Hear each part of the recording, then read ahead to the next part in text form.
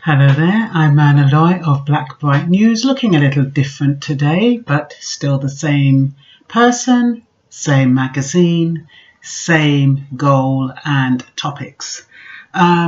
Today's topic is about the Stand Your Ground law.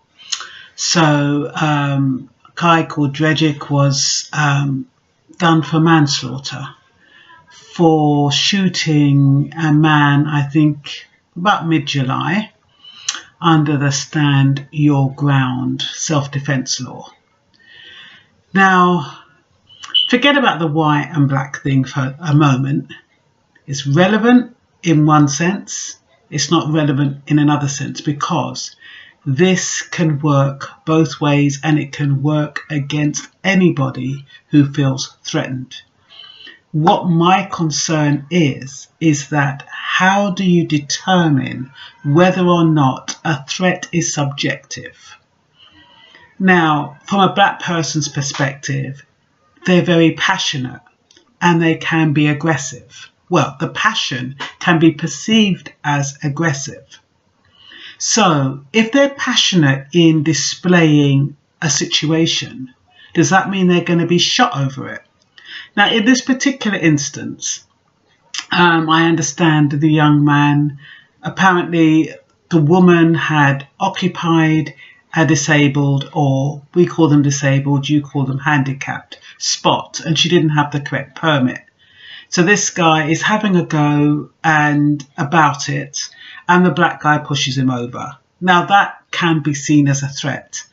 I don't think, well, I don't believe that being pushed is equivalent to pulling out a gun and shooting. The thing is that when I say it's subjective, it all depends how an individual feels. How can you explain how an individual feels? If somebody feels threatened, if that man fell to the ground, felt threatened because he didn't know what the man was going to do after he pushed him to the ground, it could be perceived that it was justified in him pulling out a gun. But there again, if the guy hasn't got a gun and has got no weapon and is not seen to be going for a weapon, should the result be him being shot? The thing is, this law is very precarious and it is subjective, which is why I think it needs to be adjusted. Because in England, they do have something called excessive force and reasonable force. Excessive force is a similar thing. If you feel under threat, you're allowed to do whatever it takes in order for you to eliminate that threat. So this Stand Your Ground law, I think in the wrong hands, it can be misused. It came out in 2005. I didn't realise it had been out that long. And since it's been out that long and I haven't heard about too many of it, apart from Trayvon Martin, I haven't heard too many people putting it into practice. I don't know what to say, because it's a dodgy one. Because it's just like if as a female, I'm a female and a man comes over to me, regardless of his colour, he comes over to me, he's big, he's threatening, and I have a gun. Am I going to shoot him because I feel threatened? Or am I going to wait to see if he is going to do anything that makes me feel threatened? He pushes me to the ground. Is that enough for me to take out a gun and shoot him? Or do I scream for help? Or what do I do?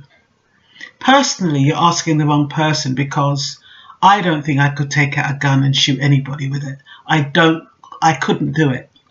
So I'm the worst person to ask or speak to when it comes to things like that. But for people who are quite nifty with a gun and do not really care about the repercussions, It's easy for them to solve a problem by pulling out a gun and not reasoning it. To be honest, that disagreement should not have escalated into a shouting match. The woman was wrong for parking in a disabled bay.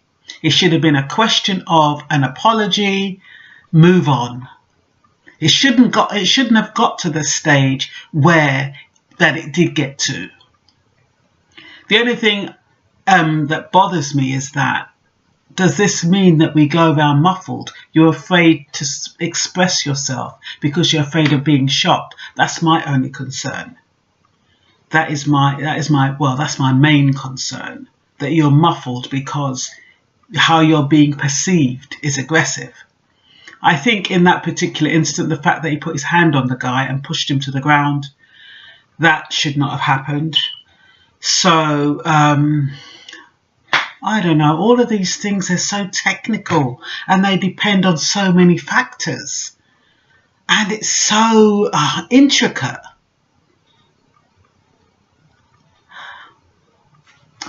What can I say? Over to you, peeps, for your comments. Bye.